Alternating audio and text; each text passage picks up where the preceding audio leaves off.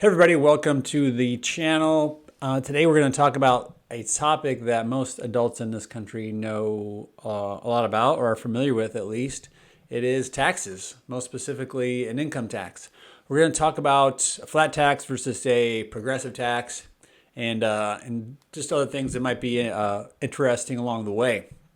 So if I were to say, hey, why don't we all just pay a flat percentage of our income in tax and not have any deductions, not have all this other loopholes and things like that? And you might think that that's the way to go, but some would disagree with you. That's one of the things we're going to get into. It might seem good on its face, but when we delve into it, it might not be so fantastic after all. All right, so let's start with, I have a quick video about the flat tax, which is pretty interesting. Let's listen to her. In the US is progressive, meaning you are not paying the same tax rate across your entire income. So in this year, there's actually 7 different tax brackets that your income can fall into, and those range anywhere from 10% to 37%. So let's say you earn $50K as a single income earner. Anything at $10,275 or less gets taxed at 10%. Pause that right here. So as you can see, with a progressive income tax, you're going to pay about 10% from your first $10,000 you make, and then 12, 22, etc., all the way up to 37%. Just be aware that that doesn't mean that once you hit that $539,000 that all of your tax, all the money you've made before that is taxed at that 37%. That's not the case. You get the benefit. If you're making that much money, you're going to get the benefit that everyone else gets. So that first $10,000 is only taxed at 10%. The first 12, and then the next one is taxed at 12%. So that's kind of how it works. And of course, there are deductions and things like that that can bring your actual tax down. So no one's really going to pay 37% of their income on tax. It's just not going to happen. So she has a pretty good point there. Say for example, you made $58,000. So here's my little graph. I found this on IRS website. So if you make $58,000, your first $11,000 or so is taxed at 10%. Then your $11,600 to $47,150 is taxed at 12%, and then anything above that is taxed at 22%. So you factor all those in, and you're not going to be paying 22% on the whole thing. You're going to be paying maybe, I haven't done the math on this or anything, but we'll give it a ballpark of maybe like 15%. I don't know, 15, 18%, something like that. So anyway, that's one of the misconceptions that I've come across when talking about taxes. So it is progressive. So you get the low interest rate, you get the low tax rate on your lesser income. So now let's talk about terms to make sure we're all talking about the same stuff, apples to apples and whatnot. So we talked about what a progressive tax is. There's another term that goes around called a regressive tax. So a regressive tax is a tax that it's called regressive because it actually hampers economic activity because it taxes a thing. So sales tax is a perfect example of a regressive tax. So if sales tax is too high, you're going to discourage people from buying things. And then that in turn makes the economy go not so well because we are an economy full of people who like to buy stuff. And so that's why a sales tax could be regressive. A gas tax would be regressive. They have these vice taxes on like cigarettes and alcohol and stuff like that, which is justifiable, but it does actually end up hurting poorer people more. Not that rich folks don't like to tie one on every now and again.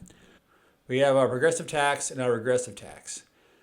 Now, let's talk about flat tax for a second. We got a guy here that thinks that the flat tax is a great idea. So let's listen to him. I'm a big fan of a 15% flat tax. So that way, if you're low income, you're making 10 grand a year, you're paying only 1,500 in income tax. If you make $1 million a year, you're paying 150 grand in tax. No loopholes, no set-asides. I'm a big advocate of a flat tax, but it would have to be a low enough number to incentivize someone to not try to skirt tax laws. Okay, so this guy thinks that flat tax is the way to go. His example was someone making $10,000 versus someone making $1 million. Now, that's a big range there. But let's think about that for a second. I mean, $10,000, no one can live on $10,000 a year. So that's kind of we'll say 50,000, 40,000 a year. You're making 20 bucks an hour, you're making about 40,000 a year. So we'll go 40,000 a year. So if you're 40,000 a year, you have to pay that 15%. Oh no, I have to do math in public now. So we have, so it's $6,000. So you're $40,000, you pay $6,000 income tax. Then the guy who makes $1 million, he's going to pay $150,000 in tax. But you got to think about what you're left with. So the guy who makes $40,000 a year after paying his $6,000 in tax. All right, guys, when I was editing this video, I just realized that I said the wrong number. So I cut that out and I'm having to do myself a redo. So I'm redoing that. So as I was saying, you have $40,000 a year. If you were taxed on 15%, that would leave you with about $34,000 a year. Now I asked ChatGPT to bring me up a graphic of what your typical expenses would be if you made $40,000 a year, or in this case, $34,000 after taxes.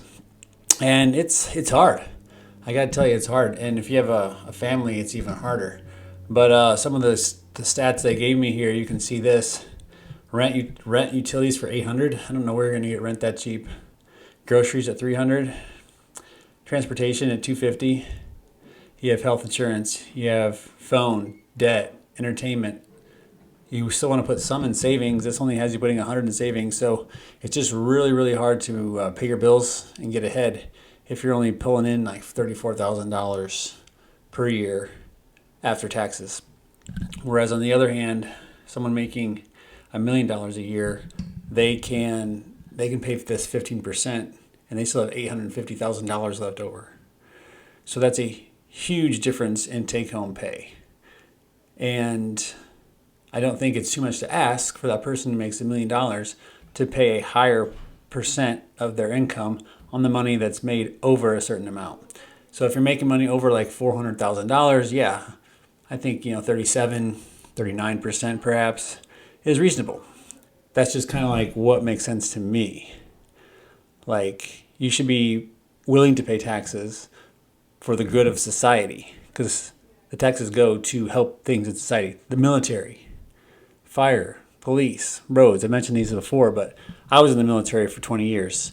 And so my entire paycheck came from tax money. So you should be, if you're making this much money, you should be willing to pay a fair rate of percentage of your income to taxes, because you're obviously benefiting a lot from our system. So you might as well put that money back in. So anyway, back to the rest of my video. So they can just buy all sorts of luxury stuff. They can put that money away. They don't have to worry about the main things that we need in life. Because let's really think about it. So we have needs in life. Every human being has a need. And there's Maslow's hierarchy of needs. You all know about that if you took a basic psychology class. But I'm going to boil it down to 3 things. You need food. Otherwise you can't survive on food, right? You need housing. You need a roof over your head. You need clothing. Those are like the basics you need. You need those 3 things. So a human being only needs so many pairs of pants. Only needs so many pairs of shoes.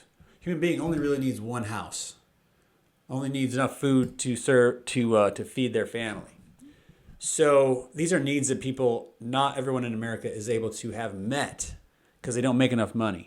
Whereas on the other side of the income distribution, you have people who are making millions of dollars a year, and they have to pay some taxes. Yeah, they got to pay a lot of money in taxes, but what are they left over with? They're left over with so much money that they can have all their needs met and then some. They can buy a second house. They can buy a yacht. They can buy the most expensive Rolex around, all this stuff, because they have that extra money. I think you should give the people who are struggling a bit a break. That's the argument for the progressive tax. And I know what you're thinking, right? You're thinking, well, that person who makes $1 million or 2 million or 3 million a year, well, they just must work harder than that person who's only making $40,000 or $50,000 a year. Well, I would like to push back on that. So say you are a construction worker and you work hard for your money. You do construction. I did some time as a garbage man in my youth. I did all sorts of stuff myself, but there's a lot of hard work out there. And say you have a company and your average or your median worker in that company makes maybe $50,000 a year. Okay, that's pretty good. That's a decent amount. You might not be able to invest too much, but you can at least hopefully have your needs met at $50,000 a year. I would hope. That's kind of like the minimum. Then you have the CEO, the executives at the top. The CEO is maybe making like $5 million a year. So you compare the CEO making $5 million to the average person making $50,000 a year. So my question is that CEO working 100 times harder than that construction worker or that office worker that you have in your business? I don't think so. I think that's impossible. You can't work 100 times harder. These people are already working hard. To say that they're not. And what are the executives doing? They're sitting in their offices way up high in these like skyscrapers, going to meetings, making decisions, making important business decisions for the company that really in reality any decent business school graduate could probably make the same decision. So I'm not seeing that as a hard job. It could be stressful, I'm sure, but a lot of that stress can melt away with your $5 million that you're making. And one of the statistics I heard in coming up with this stuff is the average worker or the average CEO makes 400 times as much as the average worker in America. So we have people that are struggling, but the fruits of their labor that's going to help out a company is going to the top, to the executives.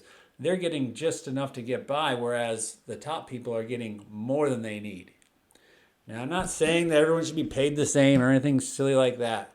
But what I am saying is if a company is not going to pay their workers what they deserve for the value of their work to that company, then they should be taxed more, and then we can give that money to the hardworking people that are working for that company.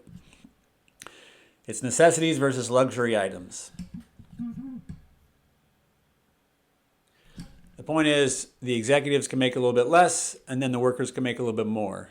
Another idea I have is why don't you give these workers some stock options? Like say this is a company, it's a public company, and you can give them stock options. So you pay them well enough to be comfortable and you give them some stock options. Now they're incentivized to do well because they do well. They do their job well, then the company does well, and then they get more money because those stocks are worth more money. And then you increase the number of people who own stocks, which is always a good thing because the stock market over time is going to go up, even if it's just in one particular company. Of course, that company could go bankrupt. But overall, you're going to be better off having those stocks than not having those stocks. Rich people are rich because they own your houses, they own your mortgage, they own Tesco's down the road. They're rich because they own this country and they can leave if they want. The country will still be here and we can tax the assets where the assets are, which is here. Rests on a perception of rich people as if they are guys with like a massive bag of cash. Jeff Bezos owns Amazon, but Amazon sells to the UK, to the US, to Europe, to Japan. These guys can't just all move to the Cayman Islands. They own real things and we can tax those real things. Ultimately, it's a question of, do you want your country to be owned by people who pay tax or people who don't? So this guy is advocating for taxing assets, which is a totally different thing than regressive tax or a flat tax because those are dealing with incomes. And having a asset be taxed is a different thing altogether. So if you own a house, you have to pay property tax. That's taxed every year. But the point is, these people, when people get to a certain level of wealth, their money can work for them. They don't need to do as much, and they can make that money. It's called passive income. If you have $1 million, you can put your $1 million in some kind of a bond fund to make $50,000 a year just in interest. So in a way, you don't have to work. If you have enough money, you invest it. You just take the top off every year, and you don't have to work. So in essence, it's literally your money working for you, and you don't have to work. So there's that. But why should I care about taxes? Well, the fact is, we actually pay a lot less taxes than most people would like you to believe. Compared to other major countries in the world, we pay a lot less taxes. Taxes give us food benefits for poor kids. You get police, you get fire, you get all offices that manage the city and town and state that you live in. That money has to come from somewhere. And that money comes from taxes. So each government entity, you got the federal government, you got state, you got local, they all come up with a budget each year. So let's talk about federal. Federal comes up with a budget. And our budget for this year is whatever, $2 trillion. And then they collect taxes on people to pay for that. And guess what happens? Almost every single year, the U.S. does not collect enough money from revenue from the IRS, from taxes, to pay for the budget. There's actually only like 4 years in my lifetime that this has not been the case. I think it was 98, 99, 2000, and 2001, something like that, where we did like 3 or 4 years in a row where there was actually a budget surplus, which is quite amazing. But when you don't have a budget surplus, you have a deficit, and that happens every other year. So, and it's been happening for the last 24 years for sure. So what happens? Well, we have to sell some kind of bond, treasury securities. We have to sell bonds, and then the money from those bonds we go to fund the government, and then we owe that money back at a later date, which is what our debt is, what our national debt is, and our national debt is very high, $30 trillion now. 30 trillion is just an amazingly high number to imagine, but that's it. But taxes are important. It really comes down to what do you value. So there are some people who are in the camp of, I don't want to pay any tax. I don't want to pay any income tax.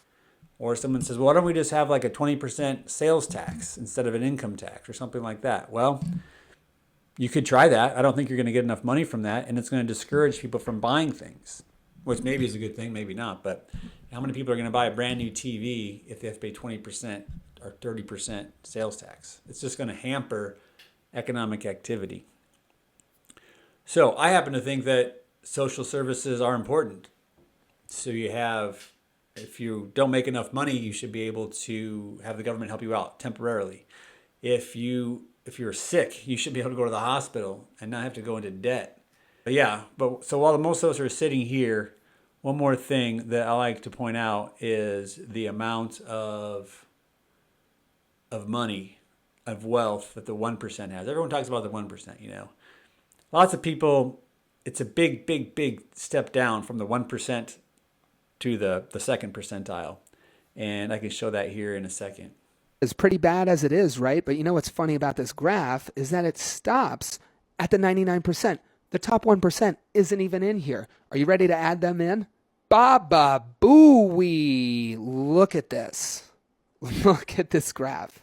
Here it is. You're looking at that and you're like, oh my God. And then wait for the 1%. Oh, crap. The 99% are down here. You can't even see them. And everybody else is not even on the scale. All of our money is at the very top. All of it. There is no distribution. Can you imagine what they're doing with it? How they build a media network that makes everybody scared of crime and mad at poor people instead of this? How they break all kinds of laws that would land you in jail? How they bust unions so an entire class of people never gets the power to do anything about this? So that's what we have. It's really a question of, do we pay too much? Do we not pay enough? If we tax rich people more, is that going to somehow make the sky fall, or will they just pay it?